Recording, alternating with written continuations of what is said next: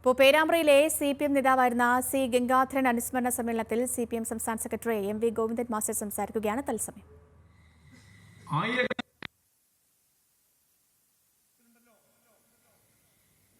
ഒരു നയാ പൈസ ഛേദം വന്നാൽ അതിനെതിരായി നിലപാട് സ്വീകരിക്കുന്ന പാർട്ടിയല്ലേ CPIM.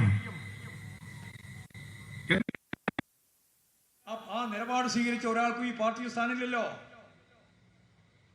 അത് തൃശ്ശൂരായാലും കോഴിക്കോടായാലും കണ്ണൂരിലായാലും സ്ഥാനം ഉണ്ടാവില്ല.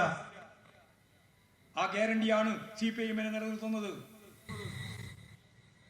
തെറ്റായ ഒരു നിലപാടിനെയും ഞങ്ങൾ അംഗീകരിക്കില്ല.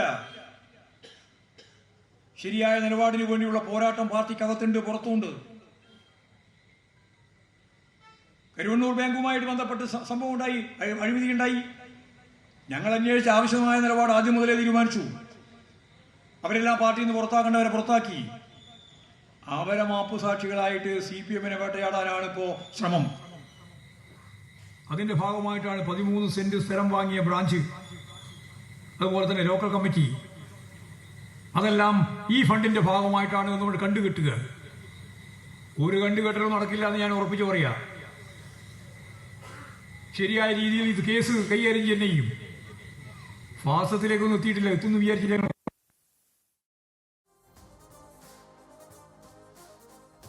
സർക്കാരിന്റെ സാമ്പത്തിക പരാധീനത LDF-ന് വോട്ട് നഷ്ടപ്പെടാൻ കാരണമായി എന്നതടക്കം ഈ പ്രകടനത്തിൽ CPM പ്രകടനത്തിലുണ്ടായ പ്രശ്നങ്ങളും ഇനി പാർട്ടിയുടെ തിരുത്തൽ നടപടികളും അടക്കം വിശദീകരിക്കുകയാണ് MV ഗോവിന്ദൻ മാസ്റ്റർ ഗംഗാധരൻ അനുസ്മരണ യോഗത്തിൽ.